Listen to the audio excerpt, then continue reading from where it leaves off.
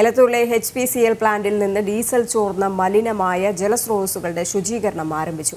മുംബൈയിൽ നിന്ന് എത്തിച്ച സ്പെഷ്യൽ ഓയിൽ ഡിസ്പെർസന്റ് ലിക്വിഡ് ഉപയോഗിച്ചാണ് ശുചീകരണം നടത്തുന്നത്. ഡിപ്പോയിൽ നിന്ന് ഇന്ധന ചോർച്ചയുണ്ടായ സംഭവത്തിൽ ജലാശയങ്ങൾ ശുചീകരിക്കുന്നതിന് പ്രഥമ പരിഗണന നൽകുമെന്ന് ജില്ലാ കളക്ടർ സ്നേഹിൽ കുമാർ സിംഗ് ഇന്നലെ പറഞ്ഞിരുന്നു. 1500 ലിറ്റർ ഇന്ധനം ചോർന്നതായാണ് HPCL അധികൃതർ അറിയിച്ചത്. ഇത് അടുത്തുള്ള തോടിലേക്ക് ഒഴുകിയെത്തി. ഇന്ധനം ഏതാണ്ട് 1 കിലോമീറ്ററോളം പടർന്നതായാണ് കണ്ടെത്തിയത്. ഈ പ്രദേശങ്ങളാണ് HPCLന്റെ നേതൃത്വത്തിൽ ശുചീകരിക്കുന്നത്.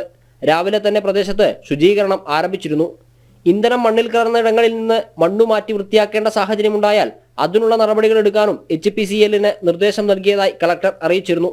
ദുരന്ത നിവാരണം, ഫാക്ടറീസ് ആൻഡ് ബോയിലേഴ്സ്, മലിനീകരണ നിയന്ത്രണ ബോർഡ്, ആരോഗ്യം, കോർപ്പറേഷൻ, റവന്യൂ തുടങ്ങി വകുപ്പുതല ഉദ്യോഗസ്ഥ സംഘം കഴിഞ്ഞ ദിവസം സ്ഥലം സന്ദർശിച്ച് സാഹചര്യം വിലയിരുത്തിയിട്ടുണ്ട്.